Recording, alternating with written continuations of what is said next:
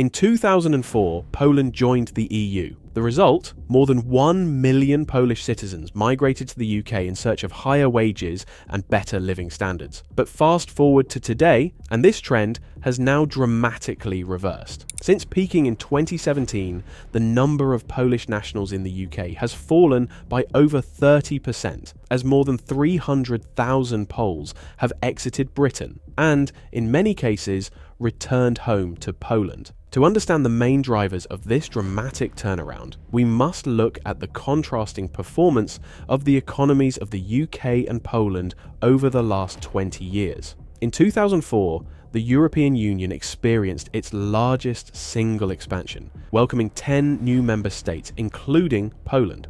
At this time, the UK made the unprecedented decision to allow immediate, unrestricted work access to citizens from these new EU countries. This move set the stage for one of the most significant migration waves in recent European history. The economic factors driving this mass migration were rooted in Poland's challenging economic situation at the time. Following the fall of communism in the early 1990s, Poland underwent significant economic reforms, but the transition was far from smooth. In 2000, the average GDP per capita in the UK was over 3 times that of Poland. In 2004, Poland's unemployment rate stood at 19%, with youth unemployment even higher. The average monthly wage was just 2,290 zloty, approximately £380, which was significantly lower than the UK's minimum wage at the time. Poland was also grappling with structural issues in its labour market. Many industries were still adjusting to the market economy,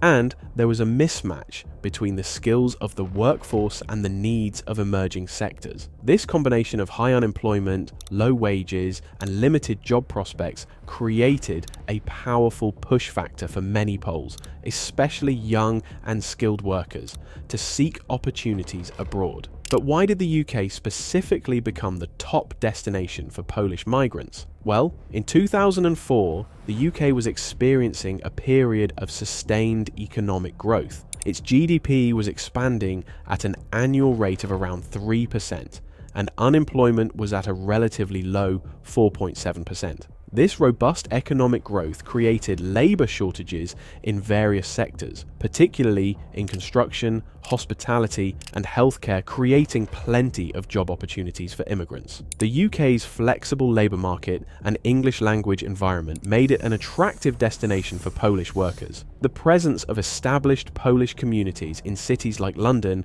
and Manchester provided additional support networks for new arrivals. And the UK government's decision to allow immediate work access, unlike most other EU countries that impose transitional restrictions, made Britain a particularly appealing choice. This open-door policy, combined with the UK's strong economy and labour shortages, created perfect conditions for large-scale Polish migration. Initially, Polish workers were welcomed in Britain, filling crucial gaps in key industries experiencing labour shortages, and this influx of skilled labour contributed to the UK's economic growth. A report by the Migration Advisory Committee highlighted that Polish migrants filled crucial roles in industries often shunned by local workers due to low pay and poor working conditions. They contributed significantly to addressing labour shortages and boosting productivity in key sectors. Furthermore, their presence in the labour market often complemented rather than competed with native British workers, filling roles that were difficult to recruit for locally. However,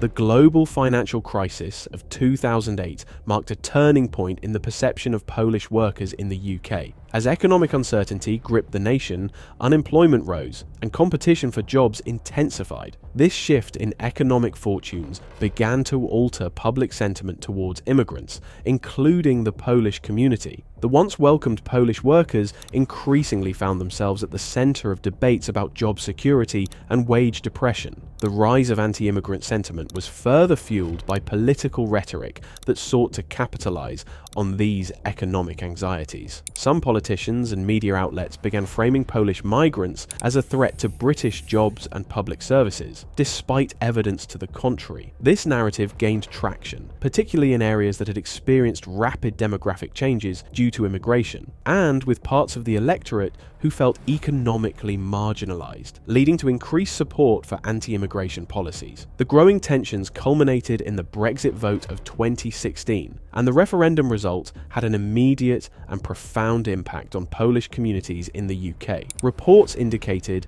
a surge in racially motivated incidents, including verbal abuse and physical attacks. Many Polish migrants reported feeling unwelcome and uncertain about their future in Britain, and a study found that 28% of Polish key workers in the UK believed they had faced discrimination in the workplace. In fact, the Polish ambassador to the UK at the time, Arkady Zygoki, noted that many Poles felt a sense of alienation post-Brexit and urged them to consider returning home as living standards in Poland continued to improve. The scale of the reverse migration trend that followed caught many by surprise. Between 2016 and 2020, the number of Poles in the UK dropped from 911,000 to 691,000. While the uncertainty caused by Brexit is an obvious potential cause, the scale and speed of the Polish exodus suggests the wider economic issues currently present in the UK are a more significant factor. Since the 2008 financial crisis, the UK has been struggling